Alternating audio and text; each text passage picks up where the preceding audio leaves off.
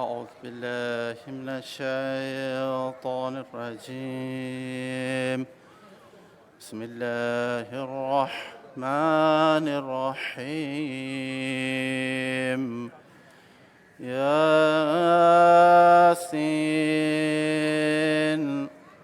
والقرآن الحكيم إنك لمن المرسلين على صراط مستقيم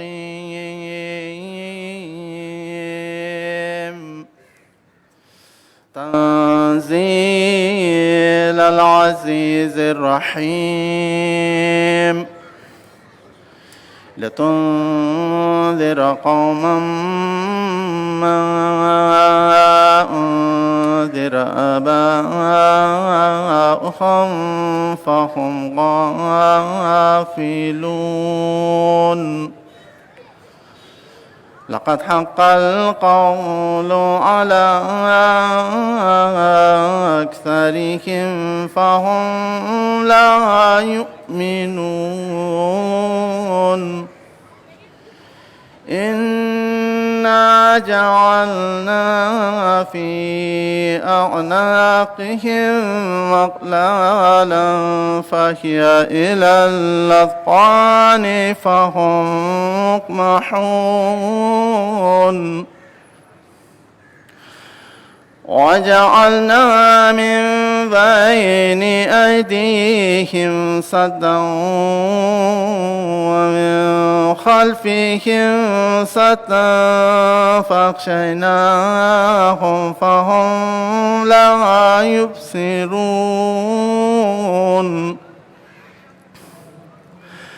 وسواء عليهم أنذرتهم أم لم تنذرهم لا يؤمنون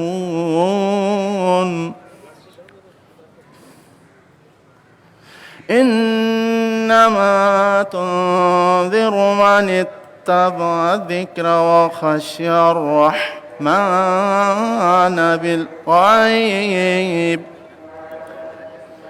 فبشره بمغفرة وأجر كريم إنا نحن نحيي الموتى ونكتب ما قدموا وآثارهم وكل شيء أحصيناه في إمام مبين واضرب لهم مثلا أصحاب القرية إذ جاءها المرسلون إذ أرسلنا إليهم اثنين فكذبوهما فعززنا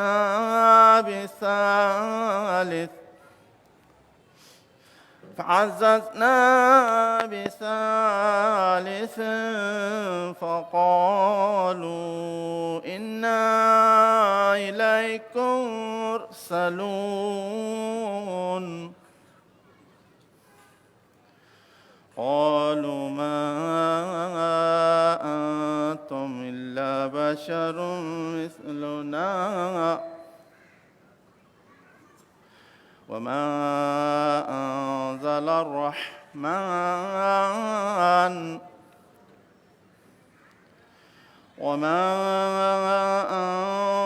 الرحمن من شيء أنتم إلا تكذبون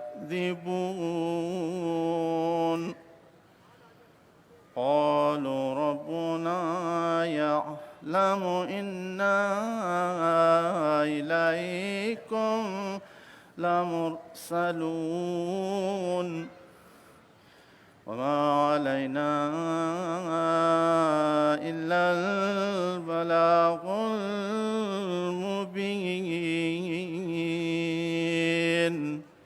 صدق الله العلي العظيم. بر محمد وآل محمد صلوات.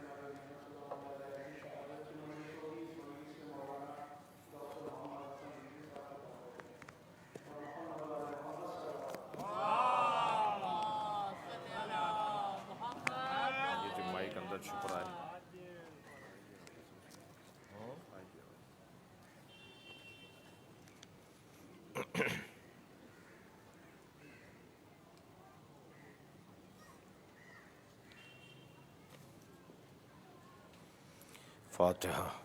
بسم اللہ الرحمن الرحیم. الحمد للہ رب العالمین الرحمن الرحیم مالک یوم الدین. ایاک نعبد و ایاک نستعین. اہدنا الصراط المستقیم صراط الذین انعمت علیہم غیر المغضوب علیہم ولا الضالین. اللهم صل علی محمد وعلی محمد وعجل فرجهم. اعوذ باللہ من الشیطان الرجیم. بسم اللہ الرحمن الرحیم. الحمد للہ الذی لا یبلغ مدحتہ القائلون ولا یحصی نعماءہ العادون ولا یعدی حقہ المجتہدون. الذی لیس لصفتہ حد محدود ولا نعت موجود ولا وقت معدود ولا اجل ممدود. فطر الخلائق بقدرته ونشر الرياح برحمته.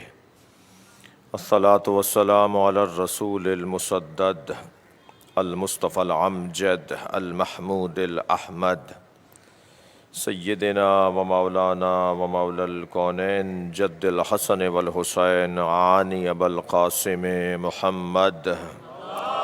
اللهم صل على محمد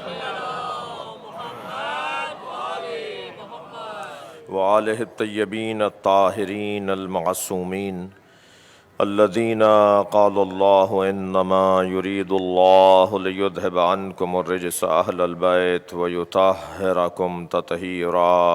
اللہم صل علی محمد وآل محمد. ولعنۃ اللہ علی اعدائہم اجمعین من یوم عداوتہم الی قیام یوم الدین. اما بعد. قال الحکیم فی قرآن الکریم. بسم اللہ الرحمن الرحیم. بلا من اوفى بعہدہ واتقاہ فإن اللہ یحب المتقین. صلوات.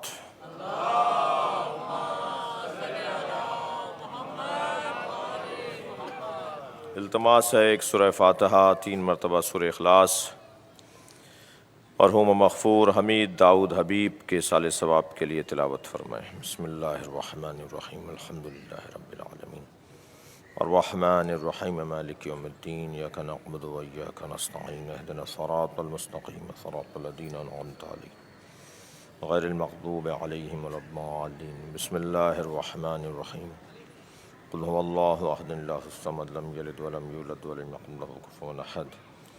بسم اللہ الرحمن الرحیم. قل هو اللہ احد اللہ الصمد لم یلد ولم یولد ولم یکن له کفوا احد.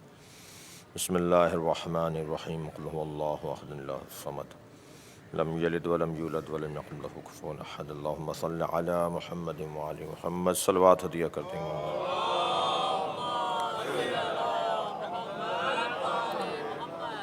سورہ مبارکہ فرقان کی آیہ کریمہ اللہ اپنے اس کلام میں دو حسن اور دو کمالوں کا ذکر کر رہا ہے، دو کیفیتوں اور دو خصوصیتوں کی بات کر رہا ہے. اللہ دو صفتوں کو اور اخلاقی کمالات کو بیان کر رہا ہے، اور یہ بھی بتانا چاہتا ہے کہ اللہ کی محبت کن سے ہے. اللہ پیار کن سے کرتا ہے، اللہ محبت کن سے کرتا ہے۔ ارشاد حضرت احدیت ہو رہا ہے، بلا من اوفا بعہدہ، ہاں جس نے بھی اپنے وعدے کو پورا کیا، واتقا اور تقوی اختیار کیا، فإن اللہ یحب المتقین، تو بس وہ جان لے کہ اللہ متقین سے محبت کرتا ہے۔ عزیزان گرامی، انسان کی قدر و قیمت نہ تو دولت سے ہے، نہ کرسی منصب سے ہے، نہ شہرت اور کسی مادی عنوان سے ہے۔ انسان کی قیمت ہر وجود کی طرح اس کے مقصدیت سے جڑی ہوئی ہے۔ میں یوں کہہ دوں کہ اگر ہم یہ جاننا چاہیں کہ کس کی کیا قیمت ہے تو ہمیں یہ دیکھنا ہوگا کہ اس کا مقصد کیا ہے۔ بس جو جس کا مقصد ہے وہی اس کی قیمت ہے۔ اللہ نے لاکھوں کروڑوں اربوں خربوں مکھی مچھر سانپ بچھو یہ بھی بغیر مقصد کے نہیں بنائے۔ جب اللہ نے مچھروں کو کسی مقصد، تو وہی جو مقصد مچھر کا ہے وہی مچھر کی قیمت ہے، وہ جو مکھی کا مقصد ہے وہی مکھی کی قیمت ہے۔ اور کوئی وجود بھی ایسا نہیں ہے جو قیمتی نہ ہو، اس کا وجود قیمتی ہے۔ ہاں یہ اور ہوتا ہے کہ بعض ایسے وجود ہیں کہ جن کی قیمت کم سے کم تو اللہ نے طے کر دی، زیادہ سے زیادہ کرنا ان کا کام ہے، وہ اپنی قیمت بڑھوائیں، وہ اپنی قیمت میں اضافہ کروائیں۔ تو ہر شے کی ایک قیمت ہے اور ہر وجود کی ایک قیمت ہے، اور بس جو اپنی قیمت کو پالے وہ ہے جو در حقیقت کامیاب انسان ہے۔ تو جب سب چیزوں کا مقصد ہے اور ہر چیز کا مقصد اس کی قیمت ہے، مثال دے رہا ہوں، مثلا متوکل کی ناک پر بار بار مکھی آ کے بیٹھ رہی تھی، الجھنے لگا اور بار بار جھلتا تھا، پھر وہ دوبارہ سے آ کر بیٹھ جاتی تھی ناک پر۔ تو امام علی نقی علیہ السلام سے خطاب کرتے ہوئے، مخاطب ہوتے ہوئے کہنے لگا،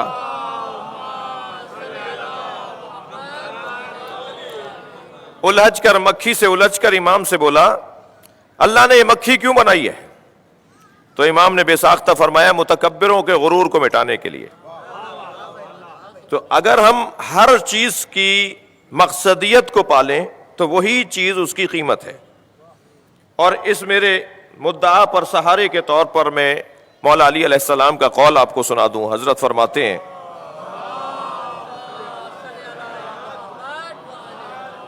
حضرت ارشاد فرماتے ہیں، قیمت کل امرئ ما یحسنو، ہر شخص کی قیمت وہی ہے جس کو وہ پسند کرتا ہے۔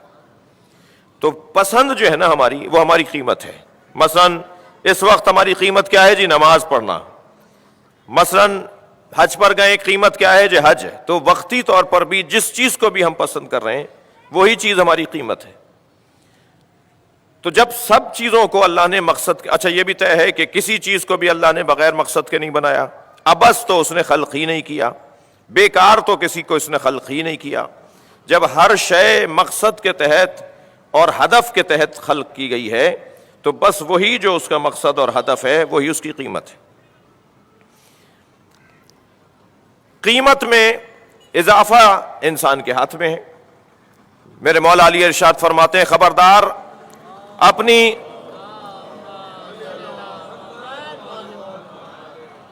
قیمت جنت سے کم نہیں لگانا۔ مولا نے ہمیں ہماری قیمت کا ایک لائن کھینچ دی کہ اس سے نیچے نہیں آنا۔ تو میں اگر اپنے آپ کو کہیں بیچنا بھی ہو تو اس سے نیچے نہیں بکنا۔ صلوات پڑھ لیں ذرا محمد و آل محمد۔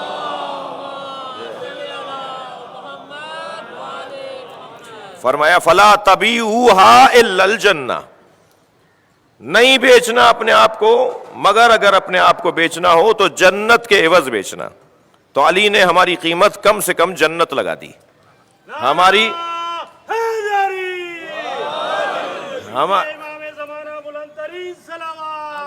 اللہم صل علی محمد و آل محمد۔ اللہ نے کم سے کم ہماری قیمت، اب یہ کم سے کم ہے، زیادہ سے زیادہ بڑھانا ہمارا کام ہے۔ میں یہاں اپنے مقدمے کو مکمل سمجھوں کہ جب یہ طے ہو گیا کہ کم سے کم قیمت ہماری یہ ہے، اب ہمیں اپنی قیمت بڑھانی ہے۔ اچھا زیادہ سے زیادہ بھی چلیں کیا ہے؟ تو زیادہ سے زیادہ بھی ایک لفظ میں طالب علمانہ لہجے میں کہہ سکتا ہوں کہ زیادہ سے زیادہ قیمت ہماری وہی ہے جو مولا کائنات نے اپنی لگائی ہے. اور مولا نے اپنی کیا قیمت لگائی ہے؟ وَمِنَ النَّاسِ مَن يَشْرِي نَفْسَهُ ابْتِغَاءَ مَرْضَاتِ اللَّهِ. کچھ ایسے لوگ ہیں جو اپنے آپ کو بیچتے ہیں اللہ کی مرضیوں کے بدلے میں. تو علی نے جو اپنی قیمت لگوائی ہے وہ اللہ کی مرضیوں کا حصول لگایا ہے. مرضات الہی، اللہ کی مرضیوں کو پا لینا اور اپنے آپ کو بیچ دینا، یہ مولا کائنات نے اپنی قیمت لگائی. تو ہر شخص کو اپنی کم سے کم قیمت کا بھی پتہ ہو اور زیادہ سے زیادہ قیمت کا بھی. اب ان دونوں کے درمیان اسے رہنا ہے. یقیناً میں نہ دعویٰ کر سکتا ہوں، نہ ہم اس قابل ہیں، نہ ہم اس لائق ہیں کہ ہم یہ کہیں کہ جو قیمت مولا علی کی لگی وہی ہماری لگے. اس کے لیے تو پھر علی بننا پڑتا ہے، اس کے لیے تو پھر کچھ اور انتظامات ہونے پڑتے ہیں. نہ ہی اس کائنات میں دو علی ہیں، نہ ہی دو محمد ہیں. اللہ نے انہیں ایک ہی بنایا ہے، اور یہ ہیں مخلوق مگر مخلوق ہونے میں وحدہ لا شریک ہیں. صلوات پڑھیں محمد و آل محمد پر.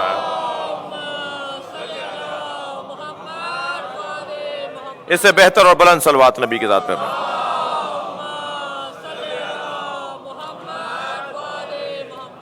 یہ سرکار جیسا کوئی نہیں ہے، مولا علی جیسا کوئی نہیں ہے، لہذا اپنی ذات میں وحدت رکھتے ہیں. یہ مخلوق ہونے کے بعد اپنی ذات میں وحدت رکھتے ہیں. تو اب ان جیسا تو کوئی ہو نہیں سکتا. تو اب ہمیں ایک اپنی قیمت کے درمیانی کیفیت کے اندر جہاں تک ہم جا سکتے ہیں کیا کریں کہ ہماری قیمت بڑھے. 5 کمالات اگر انسان کے اندر آ جائیں تو اس کی قیمت بڑھنا شروع ہو جاتی ہے. سب سے پہلا کمال علم. جیسے ہی علم کا اضافہ اور بڑھاوا شروع ہوتا ہے قیمت میں اضافہ ہونا شروع ہو جاتا ہے. جی ہمیں اللہ نے جاہل پیدا کیا، ہمیں اللہ نے عالم پیدا نہیں کیا. میں آپ کی اور اپنی بات کر رہا ہوں، جنہیں جانتا ہوں ان کی بات کر رہا ہوں. اہل بیت کے بارے میں یہ والی بات نہیں ہوگی، انہیں اللہ نے عالم پیدا کیا ہے. لیکن جو ہم اپنی بات کر رہے ہیں کہ اللہ نے ہمیں اس دنیا میں جب بھیجا تو اللہ نے ہمیں جاہل پیدا کیا. اب ہم اپنے اس میں علم کا اضافہ کریں تو ہماری قیمت بڑھتی چلی جائے گی. اسی طرح دوسری چیز جس کے اضافے سے میری قیمت میں اضافہ ہوگا وہ ہے شجاعت اور بہادری. جتنا میں شجاع ہوتا چلا جاؤں گا، بہادری کا ثبوت فراہم کرتا چلا جاؤں گا اور اپنے آپ کو ہمت والا ثابت کرتا چلا جاؤں گا، اتنا ہی میری آپ کی ہماری قیمت بڑھتی چلی جائے گی. تیسری چیز سخاوت ہے. جتنا میں سخی ہوتا چلا جاؤں گا میری قیمت میں اضافہ ہوتا چلا جائے گا. چوتھی چیز غیرت ہے. جتنا میں غیرت مند ہوتا چلا جاؤں گا. پانچویں چیز عزت ہے. جتنا میں صاحب عزت ہوتا چلا جاؤں گا اتنی ہی میری قیمت میں اضافہ ہوتا چلا جائے گا. 3 لوگوں کو تو ویسے ہی مولا علی کا نام نہیں لینا چاہیے. نعرہ حیدری ان کے منہ سے اچھا ہی نہیں لگے گا جن میں 3 کمزوریاں ہیں. ایک کنجوس کو یا علی مدد نہیں بولنا چاہیے، ایک بزدل کو یا علی مدد نہیں بولنا چاہیے، اور ایک تنگ نظر کو یا علی مدد نہیں بولنا چاہیے. صلوات پڑھے ذرا محمد.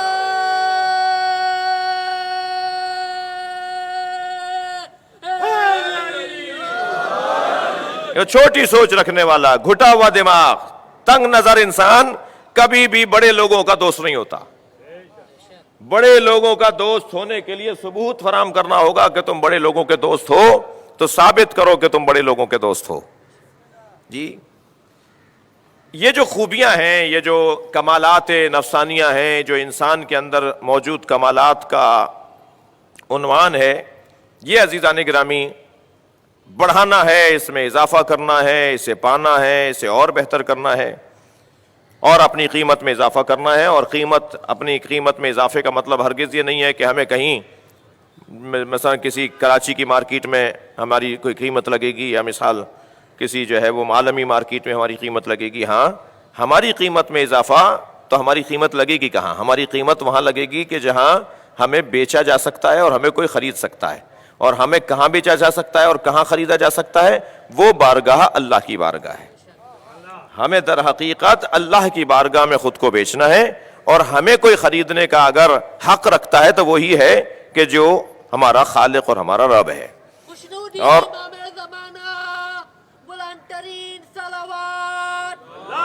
اللہم صل علی. پھر مجھے تھوڑا سا آپ سے ایک تسلی کا جملہ کہوں کہ میں یہاں اب آپ سے عرض کروں کہ ہمیں اپنی قیمت میں جو چیزیں بڑھانی ہیں، اپنی قیمت بڑھانے کے لیے جو چیزیں بڑھانی ہیں، ان میں سے 2 چیزیں اس آیہ کریمہ میں بیان کی۔ ایک چیز وعدہ وفائی، عہد، وعدہ، پیمان جو آپ نے طے کر لیا اسے وہ پورا کرنا، اس پر مکمل عمل کرنا، یہ ہماری قیمت میں اضافے کا سبب ہے۔ دوسرا ہے تقوی پروردگار۔ میں وعدے کے اوپر اور عہد کے اوپر کچھ دیر شب اربعین کی اس مجلس میں ٹھہرنا چاہتا ہوں، لیکن تقوی کا جو بعد میں بیان ہوا اسے پہلے بیان کریں گے۔ تقوی جتنا گاڑھا لفظ ہے اتنا گاڑھا کام نہیں ہے۔ ایسا لگتا ہے جیسے جب منہ پھلا کر ہم بولتے ہیں نا تقوی، تو پھر کام بھی اتنا ہی موٹا ہے۔ نہیں، کام اتنا موٹا نہیں ہے۔ اللہ ہم سے اس چیز کا مطالبہ ہی نہیں کرے گا جو کام ہم کر نہ سکتے ہوں۔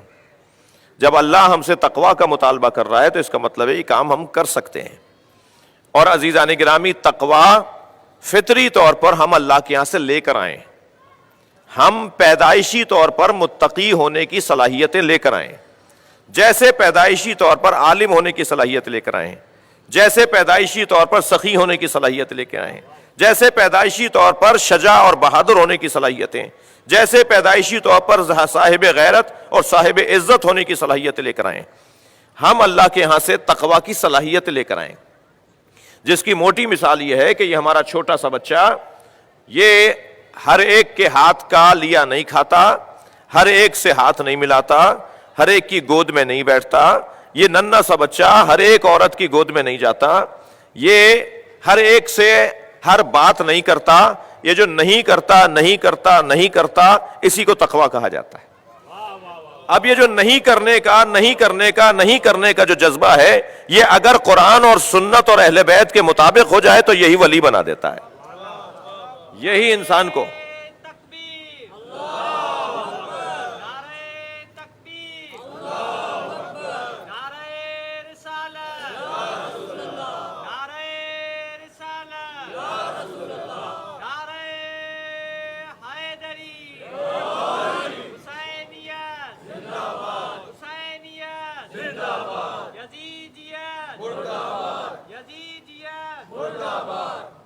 توجہ کر لیا آپ نے؟ اللہم صلی علی محمد وعلی محمد۔ ہم پیدائشی طور پر متقی ہیں، اس پرہیز کی کیفیت کو قرآن اور نبی اور اہل بیت کے مطابق ڈھالنا ہے۔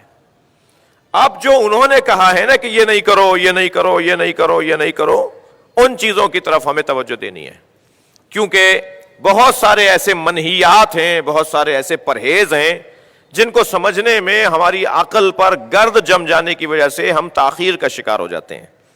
معصوم امام ارشاد فرماتے ہیں کہ انسان کو اللہ نے عقل دے کر بھیجا ہے، اسے کسی کے سمجھانے کی ضرورت نہیں تھی۔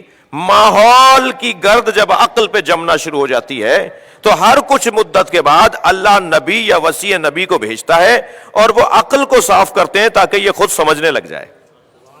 ہمیں اللہ نے صاحب عقل بنایا ہے، مگر ہمارے اوپر جو ماحول کی گرد آتی ہے، وہ ماحول ہمیں جیسا ملتا ہے وہ گرد ایسی موٹی ہوتی ہے اس کے اوپر۔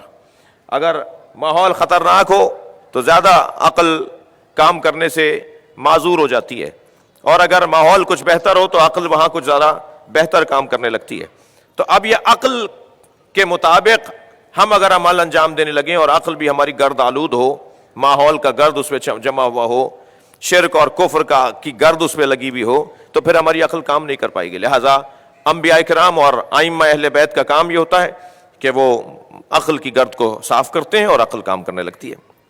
تو تقوی یعنی پرواہ، تقوی یعنی احساس، تقوی یعنی خیال، تقوی یعنی توجہ۔ تقوی توجہ کے علاوہ کچھ اور نہیں ہے، اور سارا مسئلہ ہی میرے عزیزو توجہ کا ہے۔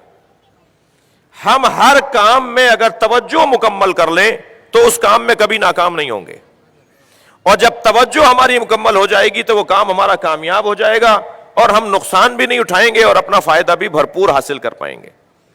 لہٰذا ائمہ اہل بیت نے اور خاص طور پر مولا علی نے جتنی توجہ تقوی پر دی ہے جتنا احساس تقویٰ کا دلایا ہے، جتنا ہمیں احساس مند بنایا ہے، جتنا ہمیں متوجہ بنایا ہے، اتنا شاید ہی کسی ہادی دین نے ہمیں سمجھایا ہو۔ لہذا حق بنا علی کا کہ امام المتقین کہلائیں، حق بنا علی کا کہ وہ تقویٰ کا نصاب مرتب کریں، حق بنا علی کا کہ علی بتائیں کہ توجہات کہاں کہاں ہونی چاہیے۔ یہ جو میرے مولا نے خطبۃ الحمام میں، خطبۃ المتقین اور خطبہ حمام میں 110 سے زیادہ متقین کی صفات بیان کی ہیں، یہ جہاں متقین کی صفات ہیں وہاں وہ موقع اور محل بیان کر رہے ہیں علی کہ جہاں ہمیں توجہ کرنی چاہیے۔ جی چلنا کیسا چاہیے، بولنا کیسے چاہیے، مسکرانا کیسے چاہیے، سامنے اگر کوئی دشمن آ جائے تو کیسے ہونا چاہیے، دوستوں کے ساتھ کیسا ہونا چاہیے، گھر والوں کے ساتھ کیسا ہونا چاہیے، قرآن سامنے آ جائے تو کیا کرنا چاہیے، جی اور اگر قرآن کی اندر آیت کوئی خوف کی ہو تو کیا ہونا چاہیے، قرآن میں آیت اگر کوئی تشویق کی ہو تو کیا کرنا چاہیے۔ آپ جا کے ایک مرتبہ پھر اس دید سے، جس دید سے میں خطبۃ المتقین کو دیکھ رہا ہوں، آپ جا کے دیکھیے گا، علی نے ہمیں توجہ دلائی ہے کہ کہاں تمہاری کیا توجہ ہونی چاہیے، کہاں تمہاری کیا توجہ ہونی چاہیے۔ جیسے آپ کے ملک کے اندر جو حفاظتی ادارے ہوتے ہیں وہ اپنے سپاہیوں کو کھڑا کرتے ہیں کہ تمہاری یہاں توجہ ہونی چاہیے، تم یہاں کھڑے ہو جاؤ، تمہاری یہاں توجہ ہونی چاہیے، تم فلاں جگہ چلے جاؤ، تمہاری یہ توجہ ہونی چاہیے، تاکہ کہیں سے بھی کوئی شیطانی حملہ نہ ہونے پائے۔ یہ ہمارے حفاظتی ادارے کر رہے ہوتے ہیں، اور تقویٰ کا مطلب یہ ہے کہ یہ ساری باتوں کی توجہ کرو تاکہ کہیں سے کوئی شیطان داخل ہو کر تمہارے درمیان آ کر تمہیں کوئی روحانی نقصان نہ پہنچانے پائے۔ تقویٰ۔ لیکن عزیزان گرامی، ان تمام کمالات اور تمام عظمتوں کے اور قیمتوں کے اضافے کے سامان میں ایک سامان ہے وفا بعہد، وفاداری۔ جو طے کر لیا ہے وہ کر کے دکھاؤ، جو طے کر لیا ہے وہ کر کے دکھاؤ۔ لہذا اس آیہ کریمہ میں اللہ نے ارشاد فرمایا بلا من اوفا بعہدہ، ہاں جنہوں نے اپنے عہد سے وفا کی، واتقا، اور جنہوں نے تقوی پروردگار اختیار کیا، اللہ ان لوگوں سے محبت کرتا ہے۔ کون؟ جنہوں نے وفاداری کی۔ وفاداری، عہد اور پیمان پر ڈٹے رہنا اور جمے رہنا، اس کے لیے انتظام کرنا، انصرام کرنا، کوششیں کرنا، اہتمام کرنا کہ میں نے وعدہ کر لیا ہے تو اب اسے پورا بھی کرنا ہے، اور پورا کرنا ہے تو اس کے لیے جو وسائل کی ضرورت ہے وہ کیسے پورے ہوں گے، اور انہیں کیسے انتظام کروں گا اور کیسے جمع کروں گا۔ لہذا ان لوگوں کی مذمت آئی کہ جو لوگ وعدے کو پورا نہیں کرتے، اور ان کی تعریف آئی جو وعدے کو پورا کرتے ہیں۔ ارشاد ہوا من المؤمنین رجال صدقوا ما عہد اللہ علیہ، مومنین میں سے کچھ مردانہ وار لوگ ہیں، کچھ ہمت والے لوگ ہیں، جی مومنین میں سے کچھ ہمت والے لوگ ہیں، صدقوا ما عہد اللہ علیہ، جو اللہ سے کیے ہوئے اپنے وعدے کو پورا کرتے ہیں۔ یا اللہ سے کیے ہوئے وعدے کو پورا کرنا قرآن کی زبان میں ہمت کا کام ہے، ہر آدمی کے کام بس کی بات نہیں ہے۔ اچھا، اللہ نے ہماری روحوں سے ایک عہد لیا تھا جو ہمیں یاد نہیں ہے، مگر ہمارا ضمیر اور ہماری فطرت اور ہمارے اندر کی آواز اس کی تصدیق کرتی ہے۔ الم احد یا بنی آدم ان لا تعبدوا الشیطان، کیا بنی آدم ہم نے تم سے عہد نہیں لیا کہ تم شیطان کی پیروی نہیں کرو گے؟ کہاں لیا تھا عہد؟ کس کو یاد ہے؟ کون سی جگہ میٹنگ ہوئی تھی؟ کون سی جگہ اجلاس ہوا تھا؟ لیکن ہمارے اندر سے شیطان کی پیروی کرنے پر مذمت کی آواز آتی ہے، اور شیطان کی نافرمانی کرنے پر، شیطان کی مخالفت کرنے پہ شاباش کی آواز آتی ہے۔ یہ شیطان کی مخالفت پہ شاباش کی آواز اندر سے آ کر بتا رہی ہے تم وعدہ پورا کر رہے ہو، اور شیطان کی پیروی کرنے پر مذمت کی آواز بتاتی ہے کہ تم وعدہ خلافی کر رہے ہو، جبکہ ہم نے وعدہ کہاں کیا تھا ہمیں یاد نہیں ہے۔ اسی طرح عزیزان گرامی، حضرت اسماعیل کو اللہ نے صادق الوعد کہا ہے، حضرت ابراہیم کو وعدے کا سچا کہا ہے، اور وعدے کو پورا کرنے والوں کو دین کا حامل قرار دیا ہے۔ لا دینا لمن لا عہد لہ، وہ دیندار ہی نہیں ہے کہ جو اپنے عہد اور پیمان کو اور وعدے کو پورا نہ کرتا ہو۔ اللہ اسے دیندار ماننے کو تیار نہیں ہے. جی نماز پڑھنے والا دیندار نہیں ہوتا اگر وہ وعدہ وفا کرنے والا نہ ہو. دیکھیے عبادت اگر عادت بن جائے تو وہ رسم کہلائے گی, وہ اللہ کی مرضی نہیں کہلائے گی. ہمارے ہاں ایسا ہوتا ہے, ہم ایسا کرتے ہیں, یہ ایک علیحدہ جملہ ہے, اور اللہ کیسا چاہتا ہے اور ہم اللہ کے مطابق کرتے ہیں, یہ ایک اور جملہ ہے. بس جب عہد اور پیمان کی بات آئے گی تو اس کائنات مخلوقات پروردگار میں, اس کائنات میں وعدہ پورا کرنے والوں کی ایک لسٹ بنے گی, اور اس لسٹ میں جن کا نام سب سے بلند لکھا ہوا نظر آئے گا ان میں ایک نام مولا امام حسین کا ہے.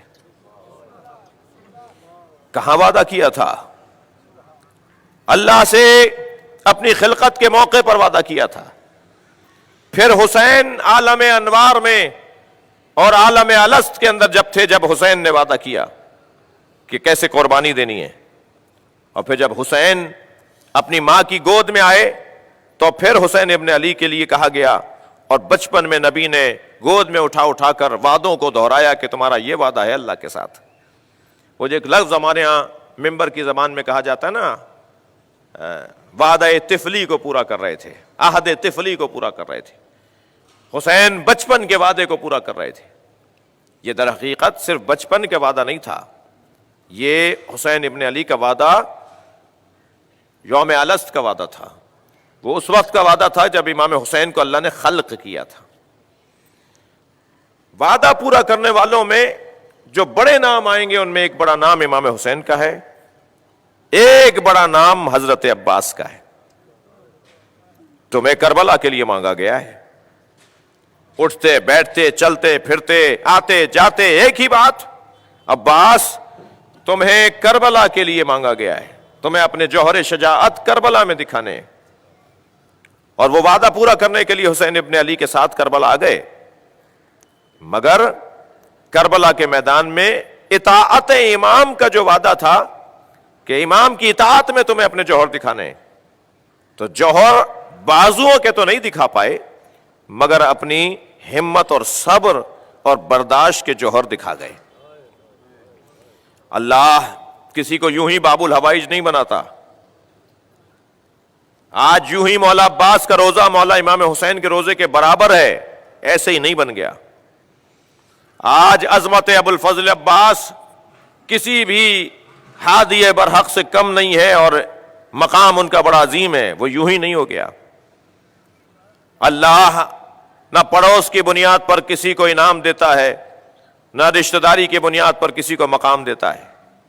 اللہ کا نہ کسی سے پڑوس ہے, نہ اللہ کے کسی سے رشتہ داری ہے. عزیزان گرامی, اللہ کے ہاں تو مقام اس کا بلند ہوگا کہ جو اپنی کیے ہوئے وعدے کے اوپر پورا اتر رہا ہو. ان وعدہ وفا کرنے والوں میں ایک نام جناب زینب کبریٰ کا ہے. حدیث عشق دو باب است کربلا و دمشق. یہ جو عشق کی داستان علامہ اقبال بیان فرما رہے ہیں نا, یہ وعدے کی داستان ہے, یہ عہد کی داستان ہے, یہ اپنے قول اور اپنے دی ہوئی زبان کی داستان ہے.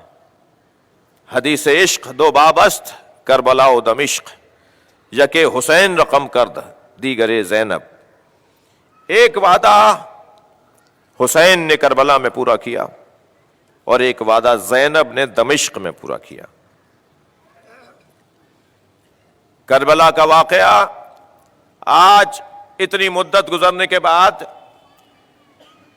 اب سے 1000 سال پہلے کی نسبت زیادہ مفہوم اور زیادہ سمجھ میں آنے والا واقعہ ہے.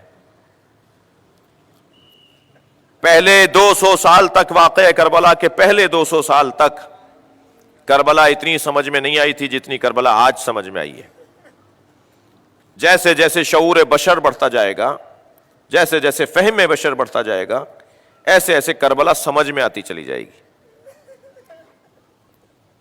وہ جو مولا علی کا فرمان ہے نا کہ نبی لوگوں سے ان کی عقل کے مطابق بات کرتے ہیں, اپنی عقل کے مطابق بات نہیں کرتے. اگر اپنی عقل کے مطابق بات کی ہوتی تو ہم سمجھ ہی نہیں پاتے. یہ ہماری عقل کے مطابق بات کی ہے جو ہم سمجھیں. اور جب امام ظہور فرمائیں گے تو لوگوں کی عقلیں اتنی بلند ہو جائیں گی کہ کوئی بات ایسی نہیں ہوگی جو انہیں سمجھ میں نہ آ رہی ہو. اس کی داستان علیحدہ ہے. جیسے جیسے واقعات، جیسے جیسے زمانہ ترقی کرے گا، شعور بشر بڑھتا چلا جائے گا، ایسے ایسے واقعہ کربلا سمجھ میں آتا چلا جائے گا. ہمیں کربلا کی داستان اور دمشق کی داستان اس واقعے کے دو حصوں کی طرف توجہ دلا رہی ہے. ایک بھائی کا کام، ایک بہن کا کام.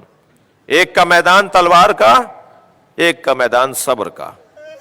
ایک کا میدان دشمن سے مقابلہ کرنے کا، ایک کا میدان اپنے آپ سے مقابلہ کرنے کا.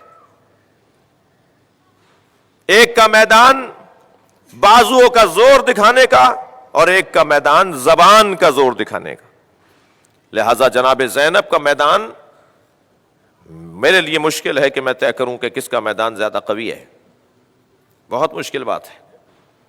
کس کا میدان زیادہ مشکل ہے، کس کا میدان زیادہ مصیبت لانے والا ہے، لیکن سمجھ میں آتا ہے. عزیزان گرامی، جب کبھی ہم اپنے اوپر قیاس کر رہے ہوتے ہیں کہ کون سا میدان زیادہ مشکل ہے، شاید آستینوں کا لوٹ لینا آسان ہو، مگر کسی مقصد اور ہدف کی خاطر برداشت کر کے اس وقت کو آگے بڑھا دینا اور کوئی کام دشمن کی مرضی کے مطابق نہ کرنا اور اللہ کی مرضی کے مطابق خاموش ہو جانا، یہ شاید پہلے والے میدان سے کم نہیں ہے. کبھی کوئی شکوہ جناب زینب کی زبان پر نہیں آیا. کبھی کوئی جملہ جناب زینب نے اپنی زبان پر جاری نہیں کیا کہ جو اس بات کی عکاسی کرے کہ گویا حسین تو ہم سے ہرائے نہ جا سکے، مگر ہم نے حسین کی بہن کو یہ کہلوا دیا. اور پھر جناب زینب کا مقام تو بہت بلند ہے. سلام اس 4 سالہ بچی پر ہو کہ جس نے کبھی بھی اپنی زبان پر کوئی شکوہ جاری نہیں کیا، بلکہ ہمیشہ اپنی پھوپھی کے لیے سہارا بنی، ہمیشہ اپنے بھائی کے لیے ڈھارس بنی. یعنی مجھے یہ کہنے دیجئے کہ کبھی جناب زینب کا اگر دل چھوٹا بھی ہوتا تھا، دل گھبراتا بھی تھا، تو سکینہ کو دیکھ کر حوصلہ ملتا تھا. یہ اتنی سی حسین کی بچی، یہ کم سن حسین کی بچی، اس کی زبان پر کوئی ایسا جملہ نہیں آ رہا. اور جہاں جناب رباب کے لیے کبھی مشکل گھڑی آتی تھی تو وہ جناب زینب کو دیکھ کر حوصلہ پاتی تھی. تو میں یوں کہہ سکتا ہوں کہ یہ سب ایک دوسرے کے لیے حوصلہ مندی کا سبب تھے. دیکھیے، یہ علی کی گود کے پلے ضرور تھے، زہرا کا دودھ پیے ہوئے ضرور تھے، مگر مصیبتوں کو بھی تو دیکھیے کہ کس درجے کی مصیبتیں ہیں. میرے مولا سجاد فرماتے ہیں کوفے میں چھتوں سے صدقے کی کھجوریں پھینکی جا رہی تھی. ایک بچے نے جناب زینب کو آواز دے کر کہا، اماں، پھوپھی اماں، ہمیں بھوک لگ رہی ہے. تو چھت پہ کھڑی ایک عورت نے سن لیا کہ ان بچوں کو بھوک لگ رہی ہے. اس نے اپنی کنیز سے کہا، جا کے انہیں صدقے کی کھجوریں کھلا کر آؤ. اس کا شوہر سفر پر گیا ہوا تھا، کہا میرے شوہر کا صدقہ نکالو، جا کر انہیں کھجوریں کھلاؤ. وہ جب کھجوریں لے کر نیچے آئی تو ایک بچے نے جب کھجور کا دانہ اٹھایا تو دور سے جناب زینب کی آواز آئی، الصدقۃ علینا حرام، صدقہ ہم پہ حرام ہے. اس بچے نے وہ کھجور کا دانہ واپس رکھ دیا. یہ عورت جو چھت پہ کھڑی سن رہی تھی نیچے اتر کر آئی، کہنے لگی، بی بی صدقہ تو اہل بیت پہ حرام ہے. میری بیوی نے فرمایا، تو اہل بیت کو جانتی ہے؟ کہنے لگی کہ میں زہرا کی کنیز رہی ہوں مدینے میں. اس وقت اہل بیت کے افراد میں ایک حسین ہے اور ایک زینب ہے. میری بیوی نے یہ سن کر فرمایا، تو نے ہم پر رحم کیا، تو نے ہمارے ساتھ نیکی کی، ہم تیرے لیے دعا گو ہیں کہ اللہ تجھے آسانی عطا فرمائے. تو کہنے لگی، بی بی میرے لیے دعا یہ کرو کہ مجھے مدینہ کی زیارت نصیب ہو اور میں زینب کی زیارت کرنے جاؤں. میری بیوی نے فرمایا، تیری دعا پوری ہو گئی، تیری دعا پوری ہو گئی. کہنے لگی، کیا مطلب ہے؟ کہا تیرے سامنے زینب کھڑی ہے. اجرکم اللہ. یہ قافلہ شام گیا ہے اور شام میں دربار شام، بازار شام، دربار شام، زندان شام، یہ تینوں مرحلے بڑے کٹھن مرحلے تھے۔ بازار شام کے لیے امام سجاد فرماتے ہیں کہ چھتوں سے پتھر اور انگارے پھینکے جا رہے تھے۔ امام فرماتے ہیں کہ میرے ہاتھ بندھے ہوئے تھے، ایک انگارہ میرے سر پر آ کر گرا، میں پکارتا رہا، میرا سر جل رہا ہے، مگر کسی نے میرے سر سے انگارہ نہیں ہٹایا۔ دربار شام کا فرماتے ہیں کہ ہم کھڑے ہوئے تھے، یزید بیٹھا ہوا تھا، ایک تشت لا کر رکھا گیا، اس تشت سے رومال ہٹایا تو ہمارے بابا حسین کا سر تھا۔ فرماتے ہیں کہ وہ منظر مجھ سے بھولایا نہیں جاتا کہ یزید کے ہاتھ میں ایک چھڑی تھی جو میرے بابا کے لبوں پہ لگا رہا تھا، وہ منظر ہم سے بھلایا نہیں جاتا۔ اجرکم اللہ، اجرکم اللہ، آپ کی آوازیں بلند ہیں، اللہ آپ کو اجر و ثواب عطا فرمائے۔ جنہیں رونا آ رہا ہے اپنی آوازوں کو آزاد کریں گے۔ جب آپ بلند آواز سے روتے ہیں تو امام جعفر صادق دعا دیتے ہیں، ائمہ اہل بیت بلند آواز سے رونے والوں کو دعاؤں سے نوازتے ہیں۔ عزادارو، بازار شام میں کیا گزری اس کا بیان بہت مشکل ہے۔ فرماتے ہیں ہمیں ایسا کھینچ رہے تھے جیسے غلاموں کو کھینچا جاتا ہے۔ ابن ربی نامی ایک شخص کہتا ہے کہ میں دمشق کے ایک سرائے میں ایک مسافر خانے میں ٹھہرا ہوا تھا کہ میں نے شادیانوں کے بجنے کی آواز سنی، میں نے شہنائیوں کے بجنے کی آواز سنی، رقص اور طرب کی آوازیں مجھے آنے لگیں، تو میں نے برابر والے حجرے میں ٹھہرے ایک مسافر سے پوچھا کہ آج مسلمانوں کی کوئی عید تو نہیں ہے، یہ مسلمان آج خوشی کیوں منا رہے ہیں؟ تو اس نے کہا عید تو کوئی نہیں ہے، مگر کربلا میں ایک باغی نے خروج کیا تھا، اس کو مار دیا گیا، اس کے گھر والوں کو اسیر بنا کر لائے ہیں، اس جنگ کے جیتنے پہ جشن منایا جا رہا ہے۔ ابن ربی کہتا ہے مجھے سمجھ میں نہیں آیا یہ کون ہے جسے کربلا میں مارا اور اس کے بچوں کو اسیر کیا گیا۔ میں اپنے سرائے سے نکلا، مسافر خانے سے نکلا، جب میں بازار میں پہنچا تو میں نے کیا دیکھا کہ کچھ کٹے ہوئے سر ہیں جو نیزوں کی انیوں پر ہیں، اور کچھ اسیر ہیں جن کو رسیوں سے جکڑا ہوا ہے، اور ان کے آگے آگے ایک اسیر مرد ہے جو چل رہا ہے۔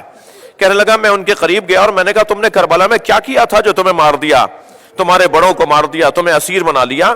تو کہتا ہے کہ ان کی گردن جھکی ہوئی تھی، انہوں نے سر اٹھا کر مجھے دیکھا اور کہا ابن ربی تم تو شام کے رہنے والے نہیں ہو، تم تو بصرے کے رہنے والے ہو، تم یہاں کیوں کر آئے ہو؟ کہنے لگا میں گھبرانے لگا یہ کون ہے جو میرے نام سے مجھے جانتے ہیں؟ میں نے بڑھ کر کہا کہ آپ کون ہیں جو مجھے پہچانتے ہیں؟ کہا میں علی ابن الحسین زین العابدین ہوں۔ اجرکم اللہ، اجرکم اللہ۔ گھبرا کر کہتا ہے مولا حسین کہاں ہے؟ کہا وہ جو نو کے نیزہ پر قرآن کی تلاوت کرنے والا سر ہے وہ میرے بابا حسین کا سر ہے۔ اللہ اللہ، کسی کریم کو یہ دن نہ دکھائے جو میں روایت سنانے جا رہا ہوں۔ امام سجاد نے پوچھا تیری جیب میں پیسے کتنے ہیں؟ جو دینے والے لوگ ہوتے ہیں نا ان کے لیے قیامت کا دن ہوتا ہے، وہ کسی سے یہ بات کریں۔ امام نے فرمایا تیرے پاس پیسے کتنے؟ کہنے لگا 2000 درہم ہیں۔ امام نے فرمایا جاؤ کچھ چادریں خرید کر لے آؤ۔ یہ کہتا ہے میں نے 1000 درہم سے چادریں خریدی۔ امام نے فرمایا میری ماں بہنوں کو جا کر دے دو۔ اجرکم اللہ۔ اور پھر کچھ دیر کے بعد آیا، امام نے کہا اور کتنے پیسے ہیں؟ کہا مولا 1000 درہم میرے پاس ہے۔ امام نے فرمایا جو نیزوں پہ سر اٹھائے ہوئے نا انہیں شام کے دربار میں پیسے کی امید ہے، انہیں لالچ ہے کہ دربار سے پیسہ ملے گا، تم انہیں پیسے دے کر کہو کہ سروں کو آگے لے جائیں تاکہ لوگ سروں کو دیکھیں، میری ماں بہنوں کو نہ دیکھیں۔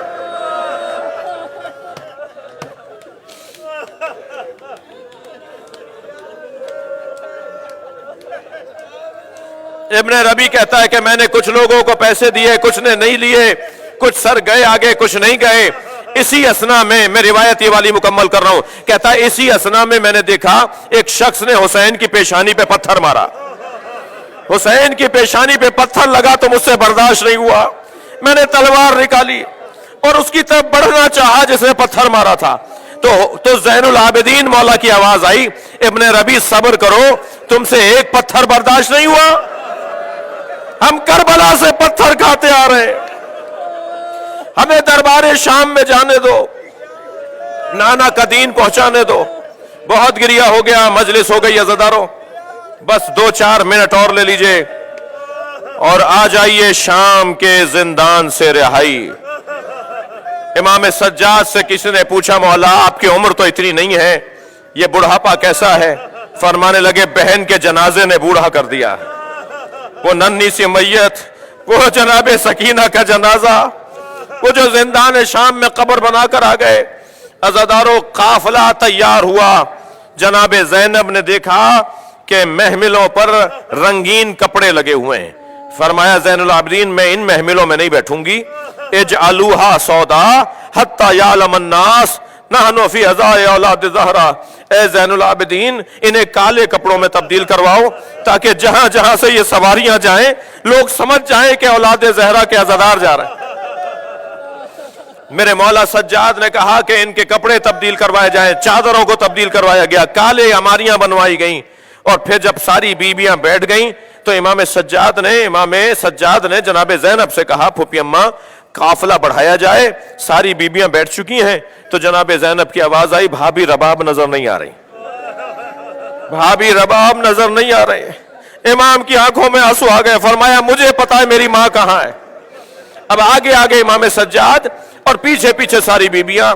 امام سجاد نے زندان شام میں قدم رکھا، کیا دیکھا جیسے کوئی ماں اپنے بچے کو گلے سے لگائے ہو، ایسے جناب رباب نے قبر سکینہ کو گلے سے لگایا اور آواز دے رہی ہے سکینہ اٹھو، ہم مدینے واپس جا رہے ہیں، ہم وطن واپس جا رہے ہیں۔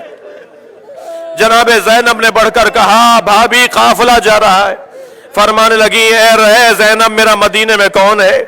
میرا والی کربلا میں ہے، میری بچی اکیلی ہے، آپ مدینے چلے جائیے، مجھے سکینہ کے پاس چھوڑ جائیے۔ امام زین العابدین آگے بڑھے، حکم امام پاکہ جناب رباب نے قبر چھوڑ دی اور آ کر بیٹھی محمل پر، مگر عزاداروں مڑ مڑ کر قبر کو دیکھ رہی تھی۔ شام کے دیہات کی عورتوں نے الوداع الوداع کے نوحے بلند کیے تو جناب زینب نے محمل کا پردہ ہٹایا اور فرمایا شام کی عورتوں مجھ پہ ایک احسان کرو گی؟ ساری بیبیوں نے کہا بی بی حکم کریں گی۔ قبر سکینہ کی طرف اشارہ کر کے کہا ہماری سکینہ کو اکیلا نہ چھوڑنا، اس کی قبر پر آتے رہنا، اللہ کرے آپ بی بی کی زیارت کو جائیں، جنابی سکینہ کی زیارت کو جب آپ جائیں نا تو جالی سے قبر کو ضرور دیکھیے گا۔ آج بھی شام کے دیہات کی عورتیں کھلونے لا کے ڈالتی ہیں، گڑیاں لا کے ڈالتی ہیں اور صدیوں سے ایک نوحہ پڑھتی ہیں تمہاری ماں سے وعدہ کیا تھا تمہاری قبر پر، سکینہ تم خود کو بے وطن نہ سمجھنا، الا لعنت اللہ علی قوم الظالمین فسیعلم الذین ظلموا ای منقلب ینقلبون۔ یا اللہ ان آوازوں پر رحمت نازل فرما، رونے والوں کی توفیقات میں اضافہ فرما، ہماری عاقبت بخیر فرما، امام زمانہ کے ظہور میں تعجیل فرما، یا حسین یا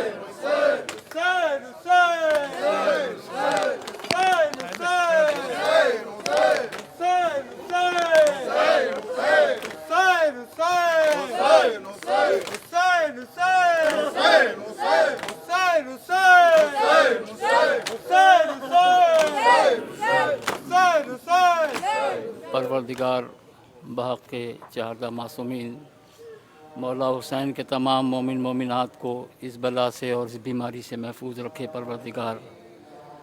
وقت کیونکہ بہت زیادہ کم ہے، ظاہر ہمیں بھی آگے پڑھنا ہے اور یہاں بھی ایک ٹائم کا سلسلہ ہے، چھوٹی چھوٹی سی فرمائشیں سماعت فرمائیں۔ آئے ہیں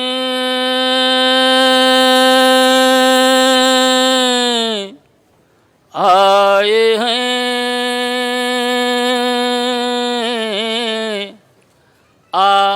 آئے ہیں اور جا کے کہہ دو کہ دریا پہ ہم آئے ہیں، جا کے کہہ دو کہ دریا پہ ہم آئے ہیں، جا کے کہہ دو کہ دریا پہ ہم آئے ہیں، اور قوت دست ہے در دکھا دوں گا میں، دست ہے در دکھا دوں گا میں، آج لڑنے کے جوہر دکھا دوں گا میں، آج لڑنے کے جوہر دکھا دوں گا میں، او جنگ خیبر کا منظر دکھا دوں گا میں، خیبر کا منظر دکھا دوں گا میں، اور رن میں اڑتے ہوئے سر دکھا دوں گا میں، اڑتے ہوئے سر دکھا دوں گا میں، اور خون آدھا سرن ہم نے لہلائے ہیں، قیدوں کے دریا پہ ہم آئے ہیں، جا کے قیدوں کے دریا پہ ہم آئے ہیں، کانپتے ہیں میرے ڈر سے دست و دمن،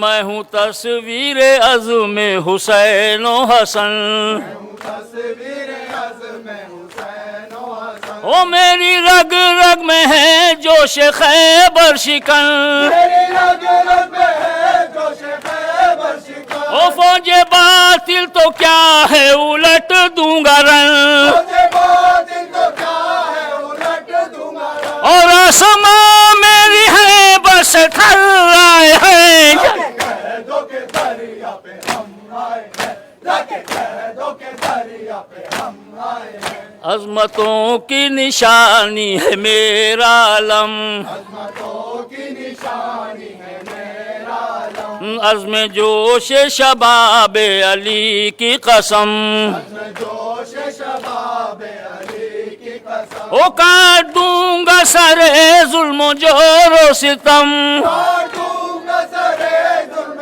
جور و ستم، او شیر دل ہے بہادر ہیں غازی ہیں ہم، اے دل ہے بہادر ہے غازی ہے ہم نے کفر ضلالت کے در ڈھائے ہیں، قیدوں کے دریا پہ ہم آئے ہیں، جا کے قیدوں کے دریا پہ ہم آئے ہیں، عظمتوں کی نشانی ہے میرا علم، کی نشانی ہے میرا علم، عزم جوش شباب علی کی قسم، میں جوش شباب علی کی قسم، او کاٹ دوں گا سر ظلم و جور و ستم، کاٹوں گا سرے ظلم جور و ستم، او شیر دل ہیں بہادر ہیں غازی ہیں ہم، اے دل ہے بہادر ہے غازی ہے ہم، او شیر دل ہیں بہادر ہیں غازی ہیں ہم، اے دل ہے بہادر ہے غازی ہے ہم، او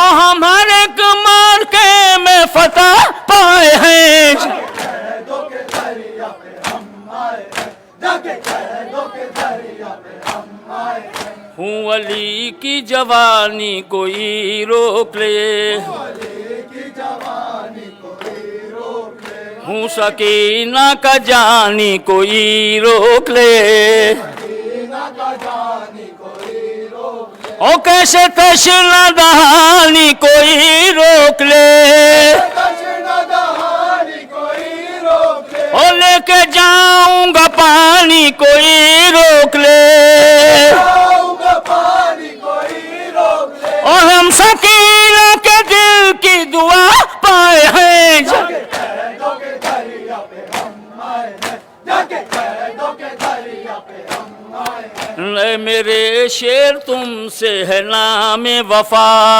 یہ شیر تم سے نام وفا، تم کو کہتی ہے دنیا امام وفا، کہتی ہے دنیا امام وفا، اور نوجوانوں کا لے لو سلام وفا، لے لو سلام وفا، اور تم کو شیل دیا یہ انعام وفا، میں نے دیا یہ انعام وفا، اور سارے عالم پہ تیرے علم چھائے ہیں، قیدوں کے دریا پہ ہم آئے ہیں، جا کے قیدوں کے دریا پہ ہم آئے ہیں، ایک مختصر فرمائش اور ہائے ارے اے سکینہ اور اے سکینہ اب نہ بابا آئیں گے،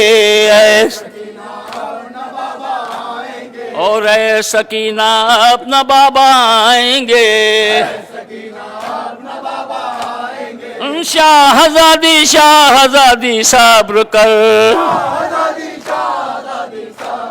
اور صبر کر معصوم بی بی صبر کر اور تو جو روئے گی حرم گھبرائیں گے اور ساتھ ہے شام غریباں ہے قریب لے قیامت خیر ظلماں ہے قریب اور دشت میں تنہا حرم رہ جائیں گے اور دشت میں تنہا حرم رہ جائیں گے دشت میں تنہا حرم رہ جائیں گے صبر بن کے کربلا کی گود میں سو گئے اصغر قضا کی گود میں کیا خبر تھی یہ بھی مارے جائیں گے اور آپ پھوپھی زینب سنبھالیں گی تمہیں اور گود میں اپنی سلائیں گی تمہیں اور سید سجاد دل بہلائیں گے نے قیامت اٹھائیں گے لائیں اور آگ خیموں میں لگائیں گے لائیں اور جس کے شعلے آسماں تک جائیں گے بیویاں فریاد کرتی جائیں گی اور چادریں ان کی بچھینی جائیں گی اس قدر یہ ظلم و عدا ڈائیں گے شاہدی کی یاد ہوتی جائے گی اور کربلا آباد ہوتی جائے گی اور رونے والے اس قدر ہو جائیں گے نئے اسیر جملہ زندان شام لا پہ توقیر زیدی کا سلام اور تذکرہ ہم آپ کا دہرائیں گے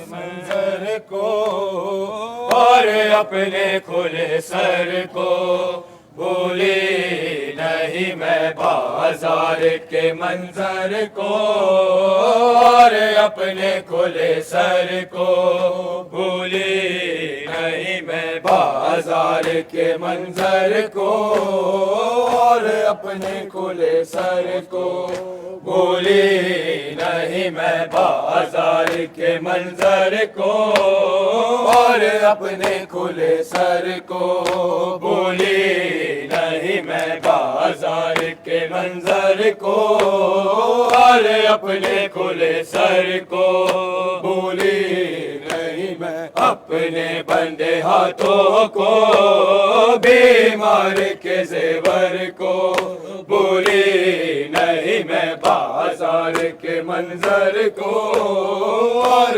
اپنے کھلے سر کو بھولی نہیں میں بازار کے منظر کو اور اپنے کھلے سر کو بھولی نہیں میں اٹھتے ہوئے آدھے کو وحشت کو بیاباں کو چمتے ہوئے سورج کو تارے کو چلتے ہوئے خنجر کو نیزے پہ تیرے سر کو بھولی نہیں میں بازار کے منظر کو اور اپنے کھلے سر کو بھولی نہیں میں بازار کے منظر کو اور اپنے کھلے سر کو بھولی نہیں میں بازار کے منظر کو اور اپنے کھلے سر کو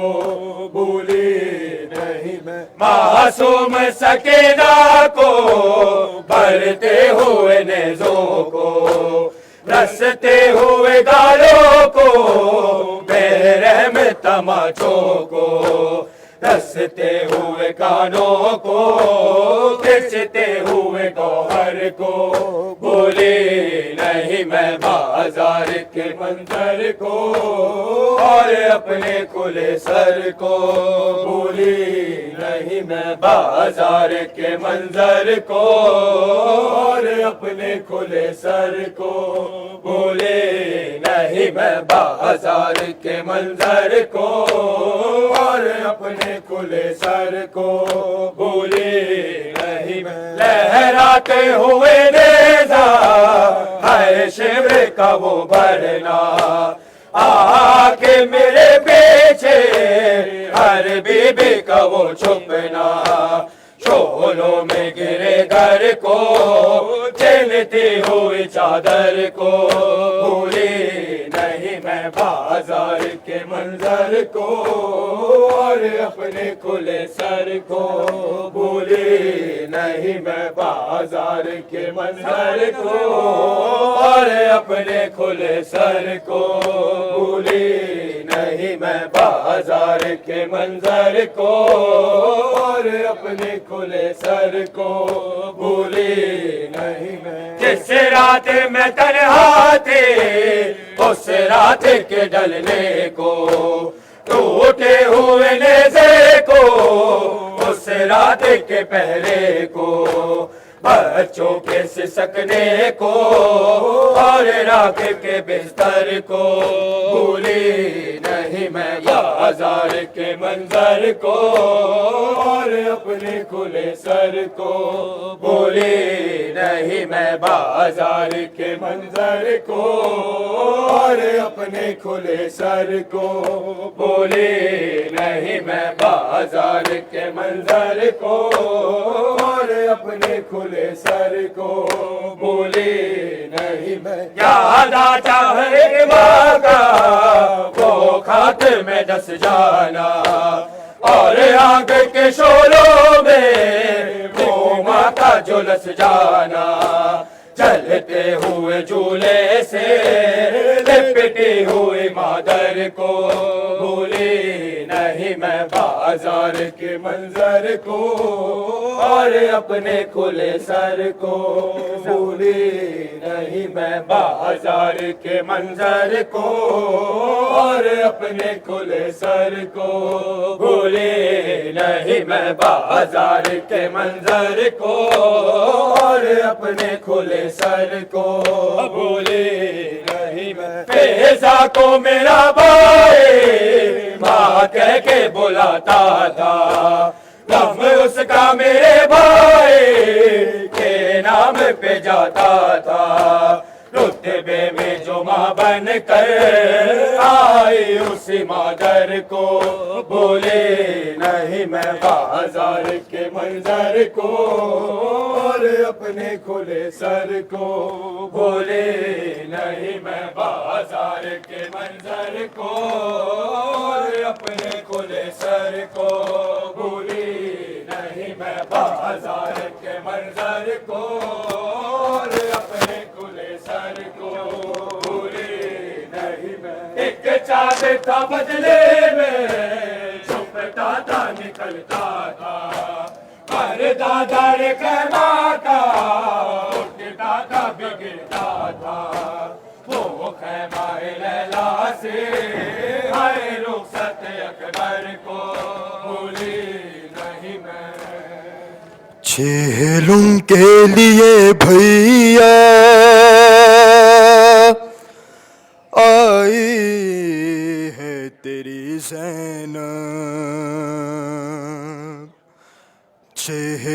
کے لیے بھیا آئی ہے تیری زینب، اے میرے بھائی حسین،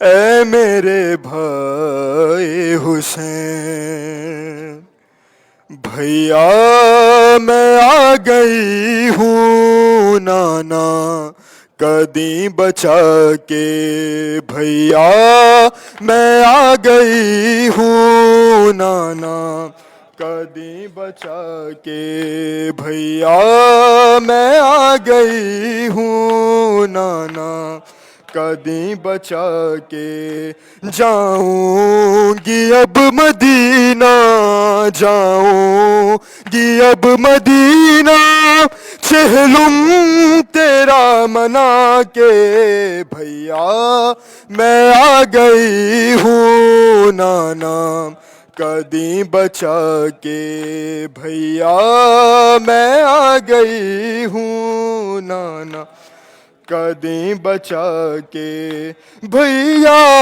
تمہاری زینب اب وہ نہیں رہی ہے، پہچان لوگے مجھ کو حالت بدل گئی ہے، چلتے ہے یہ ضعیفہ بھیا کمر جھکا کے، بھیا میں آ گئی ہوں، سب مل کر نانا قدیم بچا کے، بھیا میں آ گئی ہوں نانا قدیم بچا کے، معلوم ہے یہ تم کو زینب اجڑ گئی ہے، لیکن تیری شہادت گھر گھر پہنچ گئی ہے، شاباش دو بہن کو،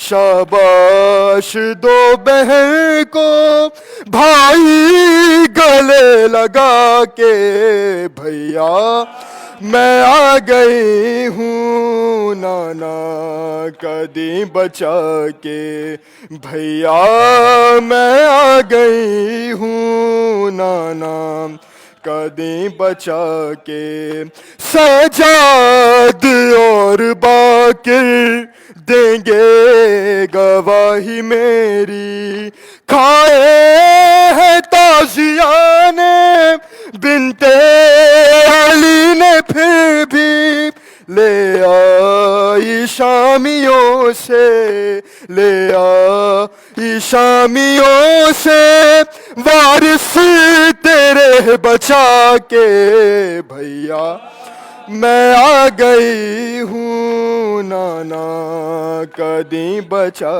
کے، بھیا میں آ گئی ہوں نانا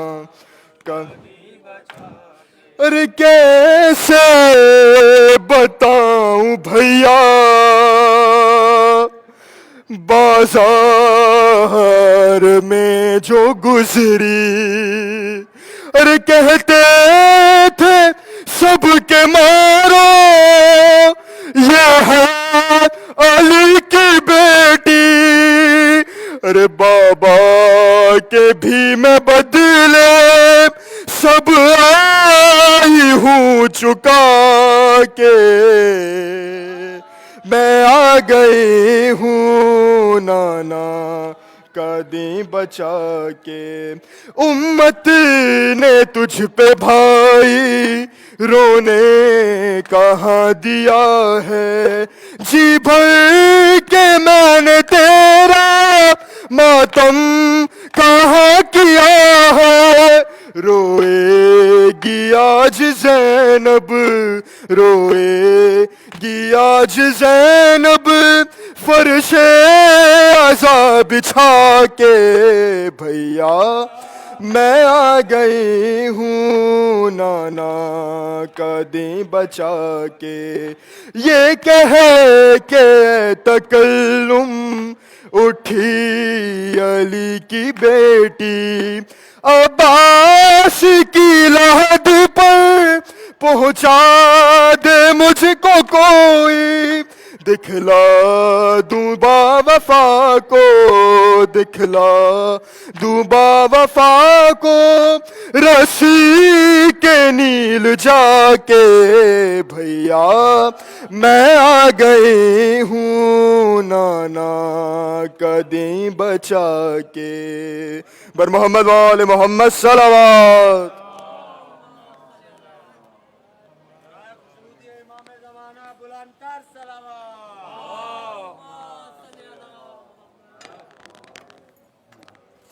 السلام عليك يا أبا عبد الله وعلى جدك وأبيك وعلى أمك وأخيك وعلى الأئمة المعصومين من ذريتك وبنيك. السلام عليك وعلى ولديك العليين وأخيك بالفضل العباس وسائر المستشهدين بين يديك ورحمة الله وبركاته.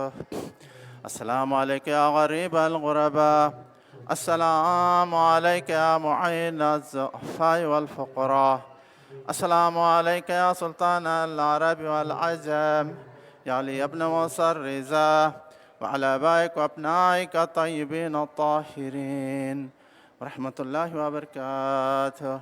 السلام عليك يا سيدي ويا مولاي يا صاحب الزمان، السلام عليك يا خليفة الرحمن، السلام عليك يا شريك القرآن، السلام عليك يا إمام الإنس والجان.